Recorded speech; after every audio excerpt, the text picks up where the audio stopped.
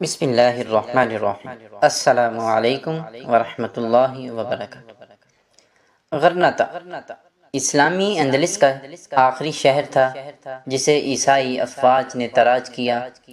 غرناطہ ایک شہر نہیں، ایک تہذیب اور ایک عظیم تاریخ کا استعارہ ہے۔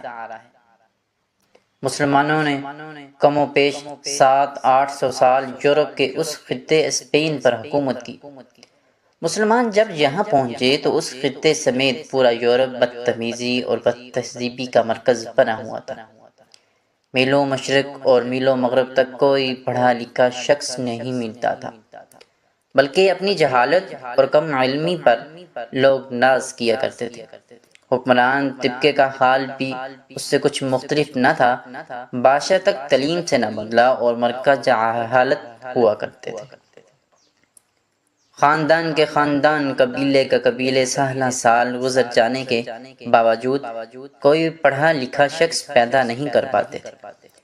صدیوں کے اس طویل دورانیے میں یورپ نے کوئی قبل ذکر فلسفی یا دانشور پیدا نہیں کیا، اور نہ ہی کسی ایک دو کتابوں کا ہی پتہ ملتا ہے جو تاریخ کے اس دور میں یورپ میں تدوین کی گئی ہوں۔ اہل مذہب اس پر مستحدث تھے۔ کلیسا نے تعلیم و تعلم پر پابندی لگا رکھی تھی۔ قدیم روم اور قدیم یونان کے عظیم الشان کتب خانے اور فلاسفہ کی تحریریں اور ان کا علمی تہذیب ثقافتی سرمایہ تہ خانوں میں بند ہو کر دفن ہو چکا تھا، اور ہر تخت نشین ہونے والا بادشاہ اہل کلیسا کو خوش کرنے کے لیے ان تہ خانوں کے دروازے پر اپنے نام کا سب سے بڑا تالا لگا دیتا تھا۔ کلیسا نے غسل کرنے کو گناہ قرار دے رکھا تھا، چنانچہ اس آسمان نے وہ وقت بھی دیکھا جب میل کچیل، کیچڑ، گندگی اور بدبو سے بھرے ہوئے لوگ اپنے خدا کے بہت پیارے گرد آنے لگے، اور ناپاکی، غلاظت اور آلودگی اہل مذہب کے پہچان بن گئی۔ مسلمان افواج بحری جہازوں پر سوار ہو کر اسپین کے ساحلوں پر اترے، اور انہوں نے طارق بن زیاد کی قیادت میں یہاں حملہ کیا۔ اس ساحل کو اسی مسلمان کمانڈر کے نام سے تاریخ نے اپنی کتابوں میں محفوظ کیا ہے، اور اسے جبل طارق سے موسوم کیا۔ انگریزوں کے تعصب نے اس کو بگاڑ کر بدل دیا، اور اب اسے جبر البٹر کے نام سے یاد کیا جاتا ہے۔ عقل مند لوگوں نے طارق بن زیاد کو مشورہ دیا کہ جہازوں کا رخ الٹا کر انہیں تیار کھڑا کیا جائے تاکہ دیار دشمن سے بھاگنا پڑے تو تاخیر نہ ہو۔ طارق بن زیاد نے اس وقت جو حکم دیا وہ تاریخ میں سنہرے حروف سے لکھا گیا ہے۔ اس نے جہازوں پر تیل چھڑک کر ان کو نظر آتش کروا دیا، اور افواج کو خطاب کرتے ہوئے کہا کہ اب واپسی کے راستے مسدود ہو چکے ہیں، لڑو اور فتح یا شہادت میں کسی ایک کا انتخاب کرو۔ مسلمانوں نے اسپین کو اندلس کا نام دیا اور اس ملک میں شاندار حکومت قائم کی۔ بہت مضبوط بنیادوں پر وہاں کا تعلیمی نظام قائم کیا۔ اس تعلیمی نظام کے بدولت اندلس میں ایک زمانے میں شرح خواندگی 100% تک پہنچ رہی تھی۔ اندلس میں مسلمانوں نے ایسے تعلیمی ادارے بنائے جن کا شہرہ پوری دنیا میں پہنچا، اور ان تعلیمی اداروں سے فارغ التحصیل ہونے والوں کی گونج آج تک کے ترقی یافتہ دور کے بین الاقوامی اداروں میں بآسانی سنی جا سکتی ہے۔ جامعہ قرطبہ اور اس وقت دنیا کی سب سے اعلیٰ یونیورسٹی تھی۔ دنیائے عیسائیت کے 2 پوپ جو اس مذہب کا سب سے بڑا پروہت ہوتا ہے، انہوں نے جامعہ قرطبہ سے تعلیم حاصل کی۔ اس جامعہ میں داخلے کے لیے کسی قوم، علاقے یا مذہب کی قید نہ تھی۔ دنیا بھر سے آنے والے تشنگان علم و فن یہاں فیض علم سے بہرہ ور ہوتے تھے۔ عبد الرحمن ثالث جو اندلس کا تاریخ بادشاہ گزرا، اس نے بغداد سے یہودی طبیب رشد بن شبروت کو بلوایا، جس نے کرتبہ میں یہودیوں کا طبی تعلیمی ادارہ کھولا۔ اعلیٰ تعلیمی یافتہ افراد اندلس کے بادشاہوں کے درباروں سے بھاری بھاری وظائف پاتے تھے۔ بادشاہان وقت ہر اہم مسئلے میں اہل و علم دانش کو شریک مشورہ کرتے۔ ابن عربی، عبد الرحمن ابن خلدون اور ابن حزم جیسے نابغہ روزگار اندلس کی ہی سپورٹ تھے۔ اندلس کی لائبریریوں کے تذکرے آج تک کے علمی دنیاؤں میں زندہ ہیں۔ بڑے بڑے رؤساء اپنے گھروں کے اندر ایک ہی رنگ کے کتب خانے بناتے تھے۔ جیسے کسی نواب نے نیلے رنگ کا کتب خانہ بنایا تو کتابوں کی جلدیں، عمارت کا رنگ، فرنیچر کی پالش، قالین، گدے اور تکیے تک سب کچھ نیلے رنگ کا ہوتا، اور ہر کتب خانے میں سینکڑوں نہیں ہزاراں کتب ہوتی تھی، جبکہ شاہی کتب خانوں میں کتب کی تعداد لاکھوں تک نہیں ہوتی تھی۔ کتب خانوں کے اندر ایک کمرہ موسیقی کے لیے مخصوص ہوتا تاکہ تھکاوٹ دور کی جا سکے۔ کتب خانوں میں مطالعہ کرنے والے دور دراز سے آتے اور کئی دن قیام کرتے۔ اس دوران ان کے قیام و طعام اور کاغذ، قلم اور چراغ وغیرہ سب کچھ میزبان کی طرف سے دیا جاتا۔ نوابین جب ملتے تو کتب کی کثرت اور مہمانوں کی آمد پر باہم فخر کرتے تھے۔ بادشاہ اس حد تک علم دوست تھے کہ جس کسی کو بادشاہ سے کوئی کام ہوتا تو وہ سفارش یا مہنگے تحفے پیش کرنے کی بجائے کوئی نادر کتاب پیش کر دیتا، اور یہ علم بادشاہ کو خوش کر دیتا اور اس سائل کا کام آسانی سے ہو جاتا۔ کتابوں کی نقل تیار کرنے والے نساخ کہلاتے تھے۔ ہر نساخ نے 100 شاگرد بٹھا رکھے تھے۔ اگر کوئی طالب علم 1000 صفحوں کی کتاب لے کر جاتا اور کہتا کہ مجھے آج شام کے بحری جہاز سے قاہرہ روانہ ہونا ہے اور اس کتاب کی نقل تیار کر دیجئے، تو نساخ اسے کہتا نماز پڑھ کر لے جائیے گا۔ اس دوران وہ نساخ کتاب کی جلد کھول کر اس کے اجزاء اپنے شاگردوں کو دے دیتا۔ یہ نوجوان برق رفتاری سے کتاب کی نقل تیار کرتے۔ آج اتنی رفتار سے لوگ پڑھ نہیں سکتے جتنی تیزی سے وہ لکھ لیا کرتے تھے۔ ان کے نماز سے واپسی پر دونوں کتابیں اصل اور نقل نئی جلد میں تیار ہوتی۔ کرتبہ کے جنوبی محلے میں 170 کے لگ بھگ خواتین خط کوفی میں قرآن لکھا کرتی تھیں۔ ان خواتین کا خط نہایت عمدہ ہوتا تھا اور مردوں کی نسبت سستے ہدیے پر قرآن کا نسخہ فراہم کر دیتی تھی۔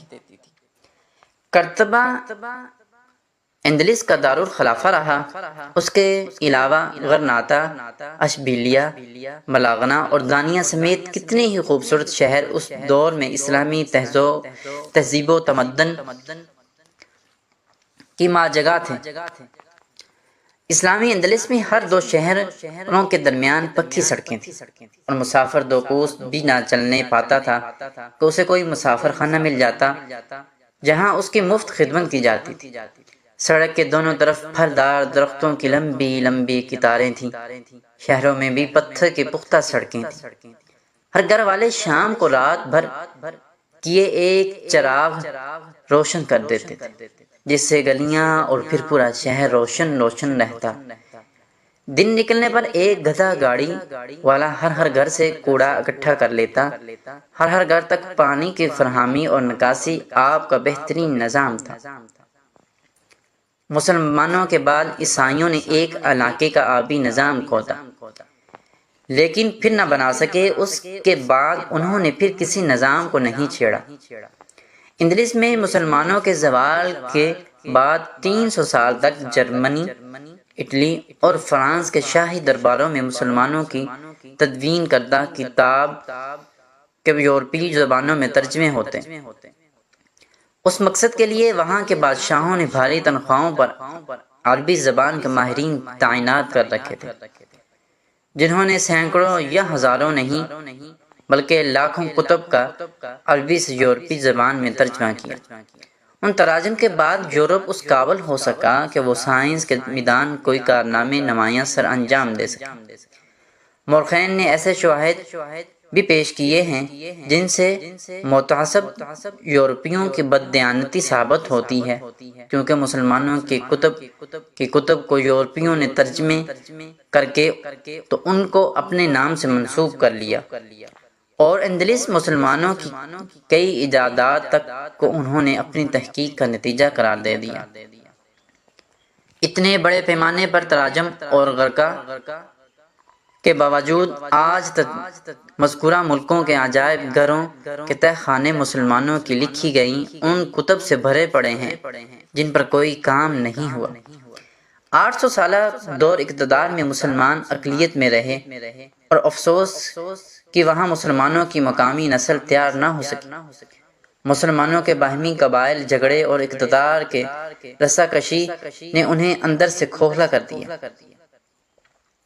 ہر مشکل وقت میں مشرق سے آ جانے پر وہاں کے مسلمان اپنے پاؤں پر کھڑے نہ ہو پائے، اور ان میں مقابلے کے لیے اعتماد نفسی ہمیشہ قلت کا شکار رہا۔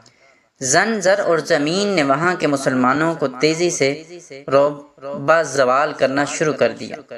بڑی ریاستوں کے امراء کے سپاہ کی تعداد ان کی حرم کی عورتوں سے کم ہوتی تھی، اور آہستہ آہستہ ان کے اندر کم علمی احساس، برتری اور ثقافت اس حد تک در آئے کہ یورپی سرزمین سے مسلم اقتدار کا خاتمہ اس طرح ہوا گویا کبھی تھا ہی نہیں۔